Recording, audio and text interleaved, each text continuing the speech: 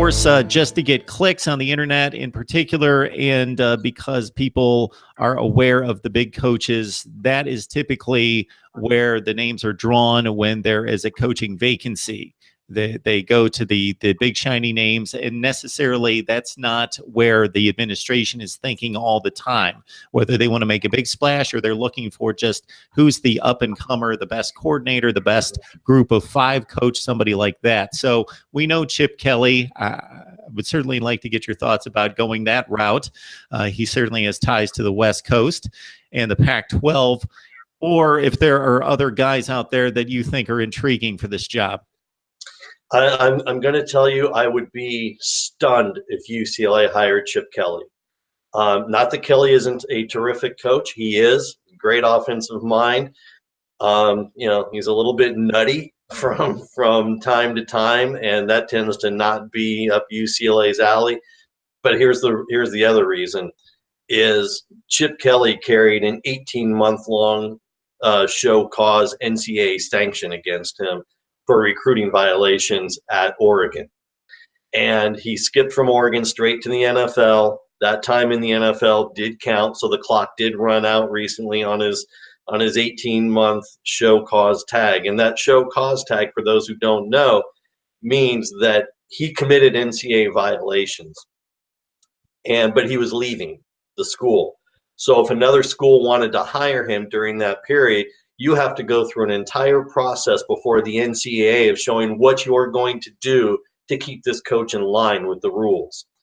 Now, the show cause time has gone. However, those kinds of things make UCLA really itchy, especially Guerrero. They fired Toledo in a period where he had won 20 games in a row, but then started to downward slide. But the real reason was because there were hints of NCAA issues with Guerrero. With Toledo, rather, I'm sorry, with Bob Toledo in the late 90s.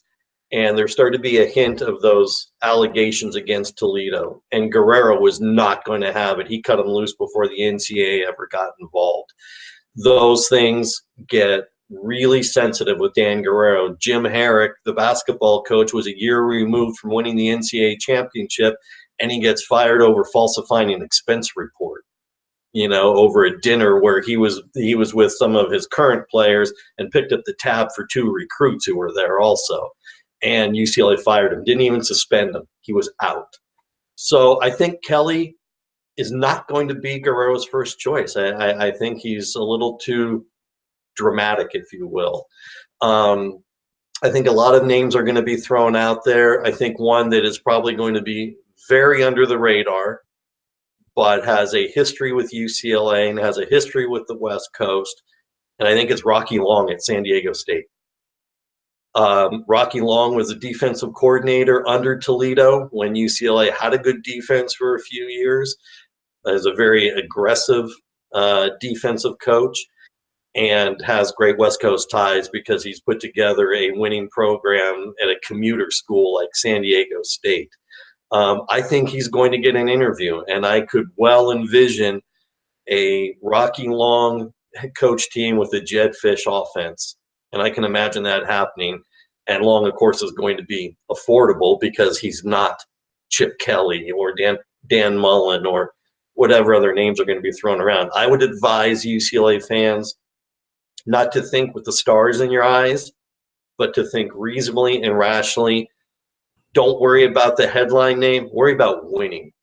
Worry about competing. Worry about getting, even with SC. Look, Clay Helton wasn't a headline name in anyone's book at USC either. And you look at what he's done the last 2 years. I'm going to be crazy and remind UCLA fans that Pete Carroll was Mike Garrett's fifth choice for head coach when he was hired at USC, and all he did was dominate UCLA for the next decade. So don't worry about the stars in your eyes. Find a capable coach who's going to be able to put together a good staff and win and recruit the area. Yeah, the discretionary note is certainly a good point. Chip Kelly accomplished great things at Oregon, really extended what Mike Bellotti had established there and took them to the next level, top 5 finishes repeatedly, going to national championship games and the like. But yes, there is a downside to that. And just because he accomplished that at Oregon doesn't necessarily mean that's going to be a good fit at UCLA. And certainly, yes, the immediate impact of the headlines and the attention and more time on ESPN may come with the hiring of the likes of Chip Kelly, but it's not necessarily the best value or the best determination. You want the coach to be more fit for the university and the goals overall, not just the football program and running the best offense possible. But there's more to it than that. You got to be a that's CEO. The best word right there that you just got on, the best fit. That's the key right there. Kelly's not the best fit at UCLA. It'll be interesting to see who they bring in, because they plucked Jim Mora from the NFL. He hadn't been on the college sidelines in a long time.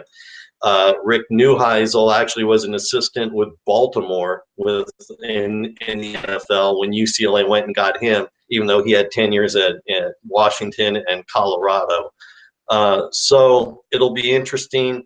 I don't imagine a lot of NFL coaches being interviewed for the job, because you're going to have to wait until their season is over in mid to late January.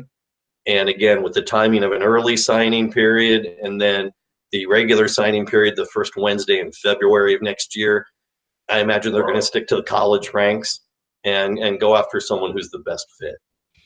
All right, Tony Siracusa from Last Word on College Football joining us to help us sort through the Jim Mora firing and who may be targeted for the job of following 6 seasons with Mora in Westwood. Tony, we appreciate you breaking things down. All right, Mark, glad to do it.